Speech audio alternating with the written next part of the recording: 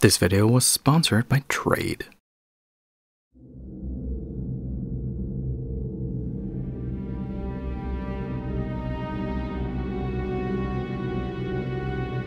One of the most essential and yet also underappreciated elements of a good horror story is comedy. Ophelia, call the police. Sure. Playing Fuck the Police by NWA. You see, moments of levity or funny gags can be critical to the pacing of a good horror story. Far from distracting from the overall experience, these brief changes in tone can often make for some of the most memorable scenes in what is otherwise a terrifying tale. Lonnie, get your ass away from there. It's a way to ensure that the scary moments hit that much harder. To laugh and smile alongside characters forges an emotional bond, or sometimes it just gives the audience a brief moment to catch their breath. She is lying like a motherfucker. I know that. Ooh, that TSA shit tingles. This motherfucker's lying. Right before it gets ripped away again. But horror media has a way to walk a very fine line with tone. Too much humor and the horror won't land, blowing right past camp into the realm of parody. But you can easily have the opposite problem as well. With too little humor, it can feel like a totally joyless slog, something you have to endure rather than experience. But when you have just the right amount of humor for the story you want to tell in the mix, the results can be sublime. You did all right this time, Fly Boy. How about it? That's true for horror movies, and it's even more true for horror video games. You better start running!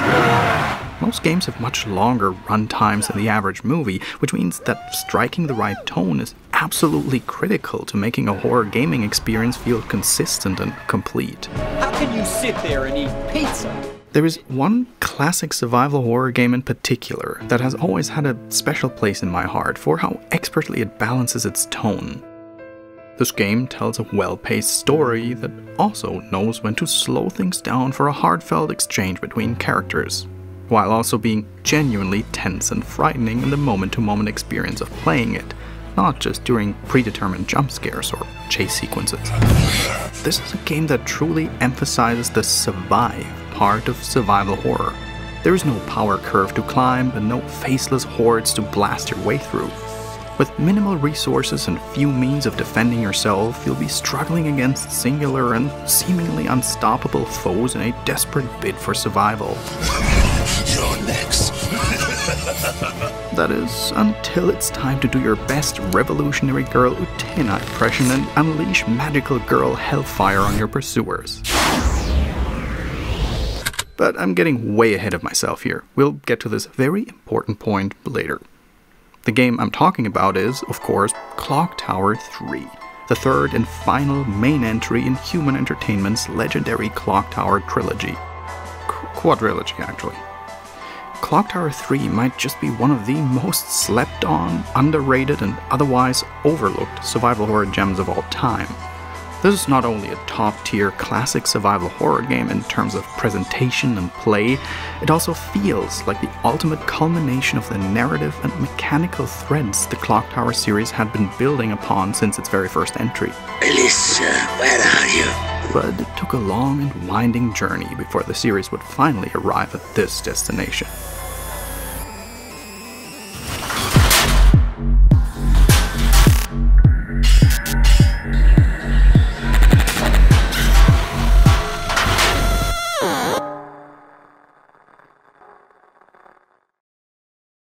Alright, before we go on, a thank you to Trade Coffee for sponsoring the making of this video. Anyone who's been following me for a while knows that I've been a big coffee lover for ages, so I was actually really excited to partner up with Trade. It is a great service through which you can discover amazing coffees directly from local roasters. They have a really cool process to match your own personal selection of coffee to you. You just take a simple quiz that quickly pinpoints your coffee knowledge, personal tastes, and brewing preferences, and it'll match a roast that fits your specific needs and desires to you. Then you pick your delivery frequency, and your personal coffee selection is recurringly sent to your door fresh and straight from the roastery, all wrapped in neatly compostable packaging, so you'll never run out of amazing coffee. I, for instance, currently enjoy full-bodied, light to medium roasted coffees, low on acidity, and hand brew my coffee per cup with different methods depending on mood and situation. So I chose whole beans so I can grind them according to brewing method. For my first batch, I got a Fazenda Pantano from Brazil by Anodyne Coffee Roasting, a rich, chocolatey, vanilla-tasting light roast, perfect for a full-bodied French press brew. It's a really enjoyable and delicious new roast that I'll definitely get again in the future. It really nailed my current flavor preference, spot on. So yeah, if you're a coffee lover, why not try it out for yourself? Just take the quiz, follow the link in the description, and enter the code Ragnar50, and the first 100 people will get their first bag of Trade coffee for 50% off when signing up. Free shipping is included, and Trade guarantees that you're gonna love your first coffee, so if you should not enjoy it, they'll ship you a different bag for free. So thanks a lot again, and now that I got my coffee, we can continue with the rest of the video.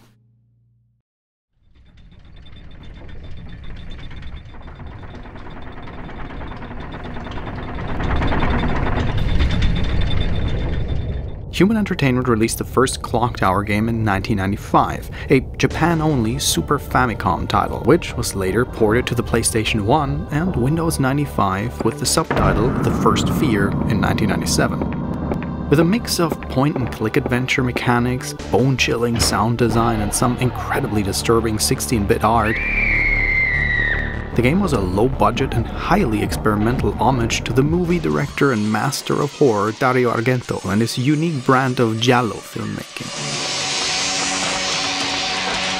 There's no real combat in Clock Tower or means to defend yourself, so running and hiding is your prime resource as you delve deeper and deeper into the haunted Barrows mansion. And as you explore and try to escape, you'll be relentlessly stalked and hunted by the gruesome and iconic Scissor Man. And as soon as he catches you, it's game over. Dead end. Now, this might seem like a bone-simple concept for a game, especially when judged by modern standards, but at the time, Clock Tower was equal parts revelation and revolution. Nothing like this had ever been tried before in a horror game.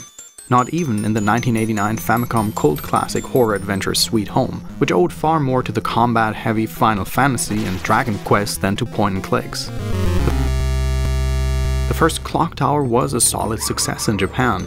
Many critics saw the game's hybrid of point-and-click puzzling and thrilling chase sequences as a worthy successor to Infogrames' Alone in the Dark trilogy, another iconic series that similarly helped to establish the survival horror as a proper game genre on its own. But sadly, the Famicom Clock Tower and its ports were never released in the West, and no apparent effort was made by either Nintendo or Human Entertainment to translate them. There's never been an official explanation given for why the game never left Japan, but it doesn't take a magical girl to crack this or mystery wide open. The SNES was already getting long in the tooth in late 1995 when it came out, and less than 6 months after Clock Tower was released, the mad scientists at Capcom unleashed Resident Evil upon an unsuspecting world. Horror games would simply never be the same again. So, as usual, it was left to fan translators to do what Nintendo don't. That is to say, since 2001, the first Clock Tower has seen a dozen high-profile fan translations to make the game playable in English, German, Korean, Spanish, Hungarian, Portuguese, Turkish, you name it. But as you know, the series wouldn't end there. 2 more Clock Tower games came out for the PlayStation 1, and thankfully these would see proper localization outside of Japan. Clock Tower 2 came out in 1996 and serves as a direct sequel to the first game, exploring the origins of Scissor Man and the curse of Barrows Mansion. Somewhat confusingly, the game is titled Clock Tower 2 in Japan, but just Clock Tower everywhere else, because it was never released anywhere else. But setting aside the issues with the naming scheme and localization, the PS1 Clock Tower is an example of a truly excellent early 2D to 3D modernization. The point-and-click mechanics and the run-and-hide gameplay of the SNES Clock Tower were fine-tuned and then upgraded with the latest and greatest advances in polygonal 3D rendering and high-quality CD audio. The sequel featured multiple playable characters, several different game paths and endings to pursue, and even spookier and grislier scares. Some reviewers grumbled about the slower pace of Clock Tower 2's point-and-click interface, especially when compared to the piping hot gunplay of Resident Evil, but the game was almost universally praised for its art, presentation, story, and atmosphere, including some surprisingly decent voice acting. Clock Tower 2 was an even greater hit than the first game, and helped to establish the series as a cult classic in its own right.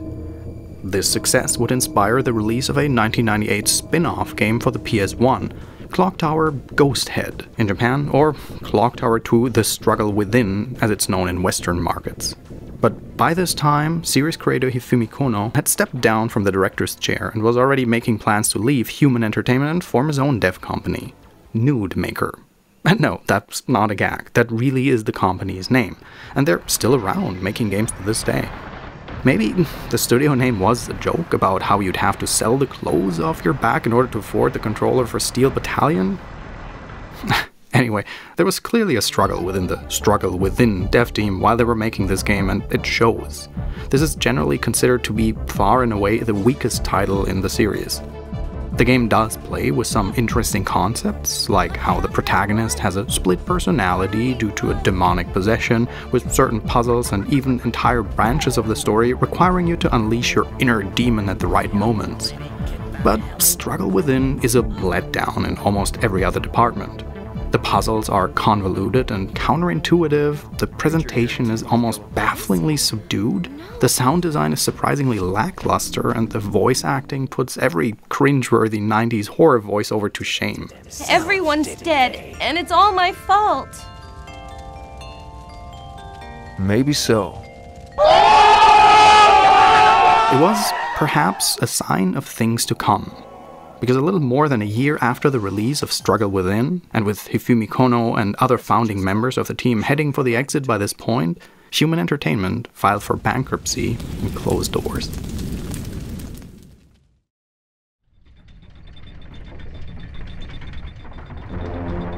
But as you know, that wouldn't be the end of the Clock Tower saga. During Human Entertainment's bankruptcy proceedings, Sunsoft, yes, the Neo Geo company, acquired the rights to the series with the intention of bringing it back with a brand new, highly ambitious entry. Usually, a franchise changing hands in this way is rarely a good sign, but sometimes it is the breath of fresh air it dearly needs, because Clock Tower 3 ended up being a truly excellent and by far my personal favorite entry in the series, and a highly influential cornerstone in the canon of old-school survival horror games. It stands proud as the absolute pinnacle of the Clock Tower trilogy, a survival horror classic that is intensely creative, chaotic, unique, and just plain weird.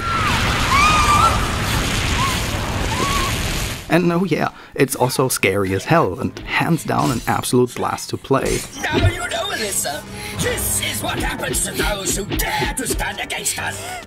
And bringing Clock Tower back to life on the PlayStation 2, Sunsoft knew they'd need to unleash the big guns, the blaster masters if you will. So the publisher partnered with the survival horror masters at Capcom, who agreed to bring some of the finest designers on board the project, including Kamen Rider character artist Keita Amemiya and Noboru Sugimura, chief scenario planner for the first Devil May Cry, Resident Evil 2 and Code Veronica. There was one more crown jewel in the supergroup that Capcom and Sunsoft were assembling. Sharing in the directorial duties for Clock Tower 3 would be the renowned Japanese New Wave film director Kinji Fukasaku. Fukasaku was well renowned in his native Japan for bringing a distinctive and highly grounded filmmaking style to a diverse array of movie genres. Samurai period pieces, Yakuza gangster sagas, and space opera epics.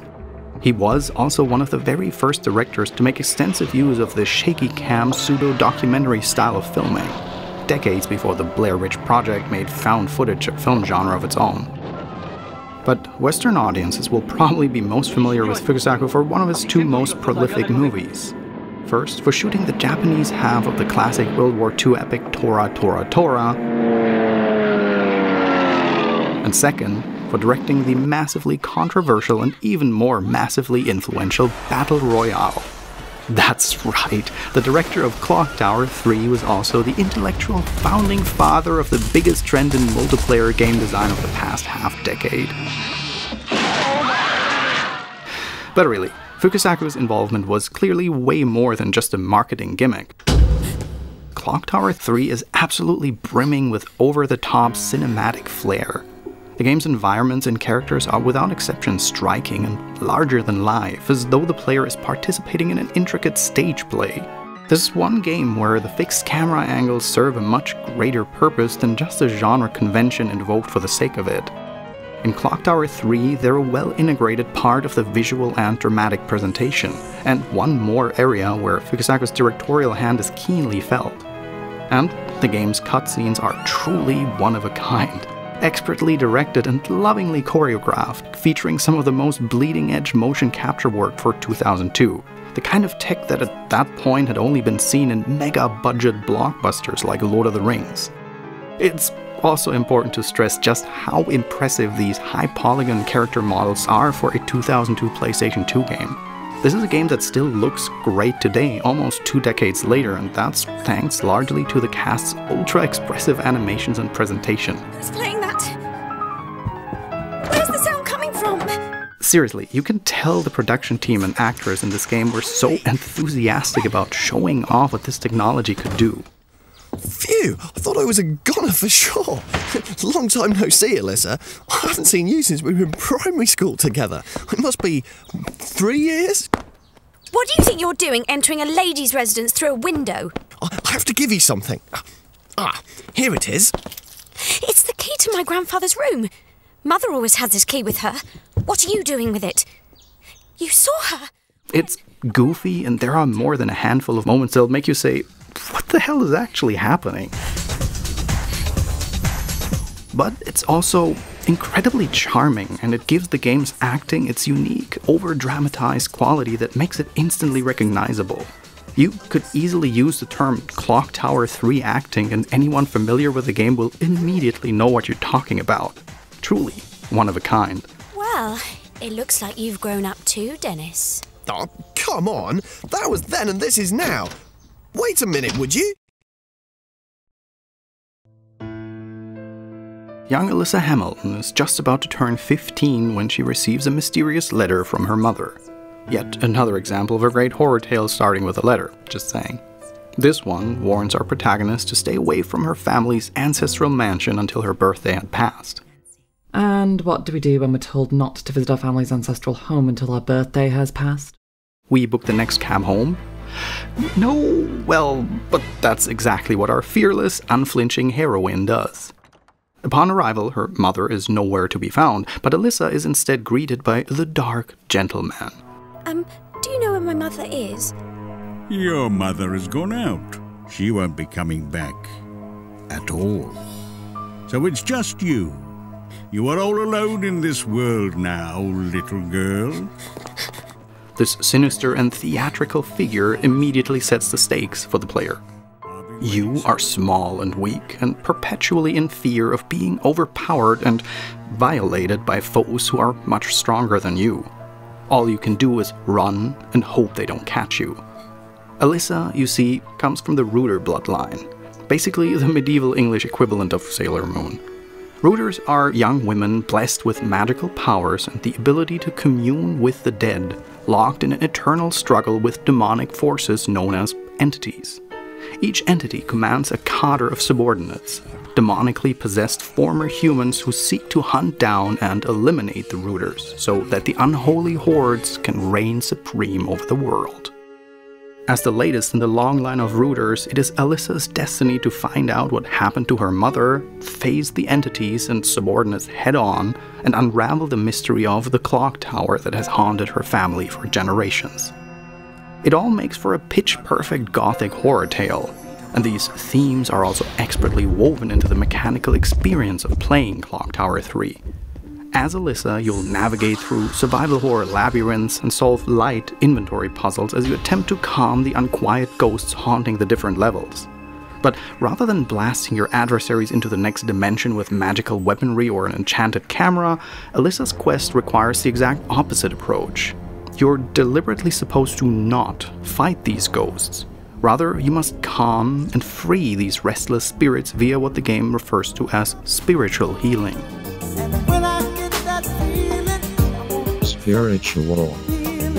In practice, that means collecting a keepsake or memento from one part of the level and returning it to a ghost's final resting place in another part, in order to allow them to finally pass on to the next world. Doing so will provide you with useful tools to boost your durability and survivability, and it's also how you'll acquire several key items you'll need to progress in the story. But throughout each level, and this is really the core of it all, isn't it? Alyssa is stalked by the grim and grisly subordinates, who pursue her with a relentless single-mindedness. If they catch up with you and manage to take a swing anywhere near you, Alyssa doesn't get directly injured, but her panic meter will start to climb. In a nod to a very similar mechanic from the previous games, once this meter fills up, the player will enter panic mode. Alyssa will start flailing wildly as she runs, tripping over herself and stopping dead in her tracks, and often ignoring your controller inputs as she quivers in fear. And if a subordinate lands another hit while you're in panic mode, it's game over. Like the previous Clock Tower games, hiding places and interactive hotspots are dotted throughout the game's locations. In some cases, they'll serve as a safe hiding space where you can camp until the subordinate is thrown off your tail. Other times, they'll trigger an interactive cutscene that sees Alyssa fighting back and temporarily incapacitating her foe, giving her the chance to flee momentarily. After being pursued by these bastards for so long, these little moments of retaliation are really satisfying and fun to watch as well.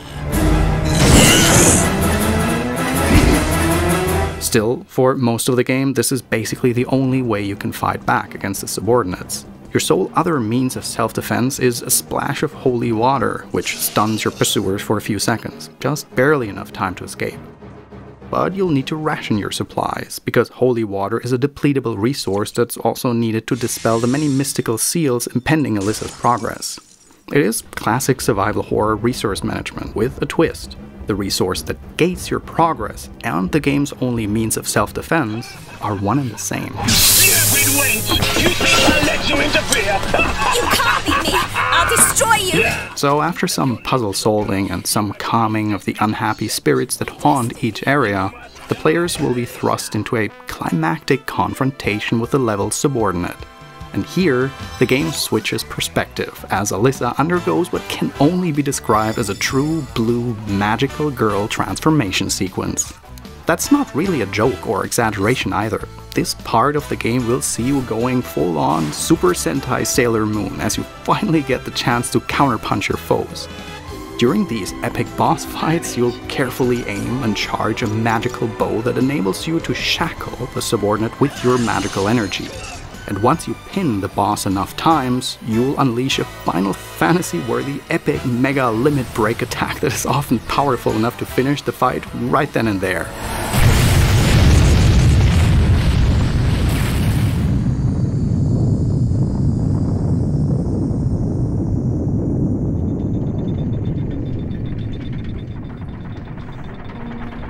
Which, at last, brings us to the point I was making at the beginning of this video, how exceedingly well Clock Tower 3 establishes and manages its signature tone. You see, Clock Tower has a reputation for being something of a meme series, for lack of a better way of putting it. From the very early days of YouTube onward, many a content creator has poked fun at how goofy and over-the-top these games can be, and how their grim and horrific subject matter often seems to be at odds with the earnest and heartfelt tone. But honestly, focusing only on the goofy moments or the out-of-context cringe does a serious disservice to the many strengths of the series, and to Clock Tower 3's strengths in particular. Part of the reason the magical girl boss fights are so striking and satisfying is because of how well they contrast with the tone of the rest of the game. For 80 to 90% of your playtime, you'll be totally afraid and defenseless, fleeing from overpowering foes. It is intensity that can easily grind your spirits down with its incessant continuity and lay your nerves bare, so that when you finally get the chance to strike back, it not only makes for a gripping and cathartic boss fight, it equally adds a powerful context to all that time you spend cowering between bathroom stalls and semi-translucent shower curtains. Alyssa, where are you? The scary parts of Clock Tower 3 are that much more frightening because of how the player experiences this rising and falling tension as the narrative progresses. Just like the best slasher movies, really. Michael Myers' killing spree in the first Halloween wouldn't have been anywhere near as terrifying if the movie hadn't spent so much time building up the facade of suburban normalcy before it tore it all down. And the same is true for Jason Voorhees and the poor, horny teens of Camp Crystal Lake, or of the hapless road strippers who spend 2/3 of the Texas Chainsaw Massacre stumbling and bumbling through farmland. And that is equally true for revolutionary girl Alyssa. Clock Tower 3 can be a genuinely tense and frightening experience, exactly because the game is so willing to wildly change up its tone and turn the audience on their head. Thank you. Thank you so much. That's enough playing happy families. You make me sick. It is why I've always thought of this game as the perfect playable slasher movie. And this is yet another aspect of the game where the directorial hand of Kinji Fukasaku is clearly evident. Clock Tower 3 is explicitly about how bewildering it can be for a young person stuck in a hostile and oppressive world, and how often they're subjected to abuse and exploitation by those in positions of power and authority. This is a thematic thread that can be seen throughout so many of Fukasaku's cinematic works, and it is a theme that's evident in Clock Tower 3 as well. Which brings us to the bigger point here. We're long overdue for a reconsideration of just how influential the Clock Tower games have been to horror game design. Because although Clock Tower 3 maintains a decidedly old-school format with how it mixes point-and-click adventure mechanics with survival horror gameplay, there are multiple aspects of its design that are decades ahead of their time. Nowadays, the biggest and baddest survival horror franchise of them all, the one that already outclassed Clock Tower at seemingly every turn back in the PS1 and PS2 era, has started looking backwards to incorporate some decidedly Clock Tower-esque design flourishes of its own. Indeed, from Resident Evil 7 onwards, all of the series' major entries have incorporated the concept of the singular, seemingly unkillable uber foe who dominates and stalks the players through entire areas of the game. The last few years of Resident Evil villains is a roster of fan-favorite stalker killers. Jack Baker, Mr. X and Nemesis, and the Duchess of Décolletage, the tenacious Lady D herself hunt the player just as relentlessly and impervious to your attacks as Clock Tower's incessantly stalking adversaries, leaving you no choice but to run and hide. You will learn what it means to insult outdone betters. Until you can finally turn the tables in an over-the-top and cathartic blaze of glory. Hell, Jack Baker even busts out a pair of giant chainsaw scissors in that cage match while you face him head-on.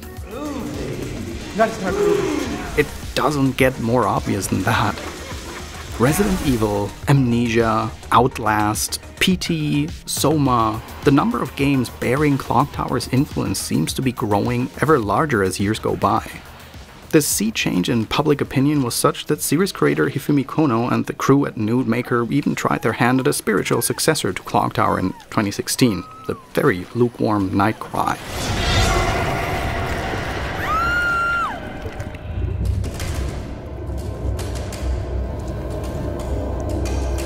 Sadly, Clock Tower 3 itself was an absolute commercial disaster, falling far short of the 500,000 sales goal set by Capcom.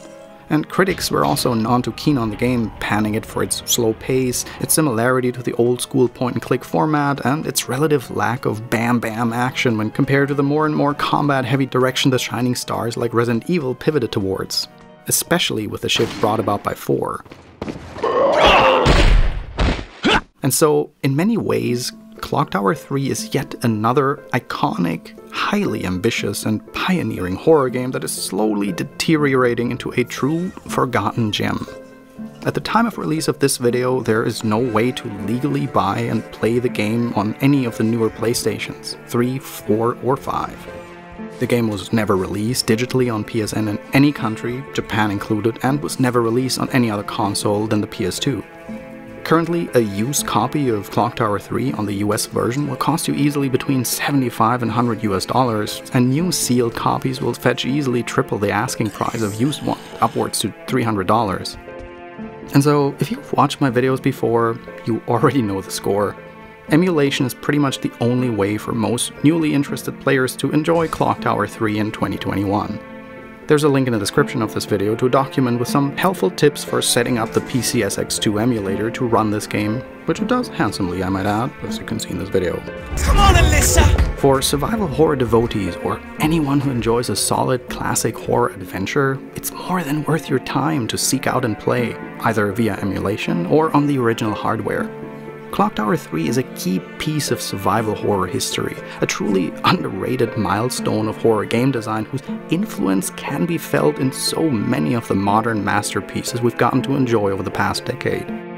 Though they may be gone and in danger of being forgotten entirely, there will always be a place of pride in the survival horror pantheon for the Clocktower games, and to me, for Clocktower 3 especially. This is a title that is in so many ways emblematic of that golden age of late 90s, early 2000s survival horror. These games weren't mechanically perfect, polished to a mirror sheen blockbusters, no. But they were wild, creative, experimental, and all the more memorable for being so utterly unafraid to get weird. And few games embody the ethos of this era as well as Clocktower 3. Which is why it was so inspirational to so many horror game designers that came after, and why its influence can still be felt today. Because just like hands spinning on the dial, it's only a matter of time until the clock towers chimes again.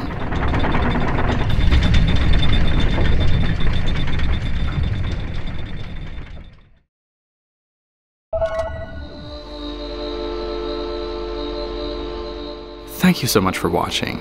As I've said before, for anyone who got curious to play Clocktower 3 for themselves, you'll find a link on how to emulate it with the same settings I've used to record the footage in this video in the description. Now for anyone who discovered me through this video, hey, I'm Ragnar, and on this channel I cover old games, horror games, indie games, or combinations thereof, and try to bring attention to titles that have fallen into obscurity as well as outstanding indie games that I want people to not miss out on. In this credits segment, I'm showcasing impressions of Norco, an awe-inspiring southern gothic cyberpunk narrative adventure which is currently in development and of which the demo was just released on Steam. The game's aesthetic, style, and atmosphere is truly mesmerizing and hard to pin down. It's set in an indeterminate future in a sprawling industrial refinery complex along swampy Mississippi. A somber mystery story whose presentation reminds me of my Amiga 500 days, telling a pensive tale rooted in nostalgia, melancholy, and familial regret, with prose that comes across gloomy, picturesque, and feverish like a William Gibson tale. I don't have the space in this segment here to describe it in the scale that it would deserve, but this demo blew me away and put the game firmly on my radar. It's easily one of the most intriguing, well-written, and constructed interactive fictions I've come across since Disco Elysium. And it's finally a game that also iterates on Pathologic 2's phenomenal mind map feature. I've been hoping for that to happen. So, links in the description, go grab the free demo, and if you like it, wishlist it. Don't miss out on this one. And lastly, to plug my own work, making these videos and the financial support of everyone who partakes in the production is in big parts crowdfunded. So if you'd like to help us shed light on more forgotten and overlooked gems in the future, then it'd be a great help if you consider dropping $1 or $2 over on my Patreon. As a reward, you can get access to high-quality versions of my videos 1 to several days before public release, as well as a chance to leave your mark in the credits. The support makes a tremendous difference. It is the de facto financial backbone of this channel. So thank you for considering, and thank you to everyone who supports me there already. A special thanks this time goes out to Corey Marr, Giselle Almonte, Chris Chan, Kerry George, Faulty Gear, Thwagam, Catherine Escobar, Muraka Sardis, Chris C., Lawrence E. Buben, Thomas Brunner, Kenan Ward, Alex Popov, Chuck Taylor, Laird Wakala, Andrew Hines, Casper Ram, Dana Rosa, Hippo Hobbly, The Spiral Architect, Nineball9606, Federico Rocha, Starina Abramson, Vincent Kavanaugh, Christine Monastere, Kevin H. Young, Shannon Blue, Kelly Michelle Russell, Puka Princess, Agustin Ortega, Nika the Brave, Hunter Crawford and Margaret Strawn, Cordelia Crescendo, Max Macula, Billy Lott, Jin Hansen, Lillian B., Terry Collins, David Zelenak, The Christmas Goblin, Boris Bügling, Isabella Stoner, Ian Rhodes, Morrigan Kay, Refkins, Matt Gretton, Neil Snowden, Dr. Haley Isabella Colley, Thor Haku, Raul Blanco, and Ronan Crom, aka Daniel 242172. Until next time, ta-ta, and thanks again to Trade for sponsoring the making of this video.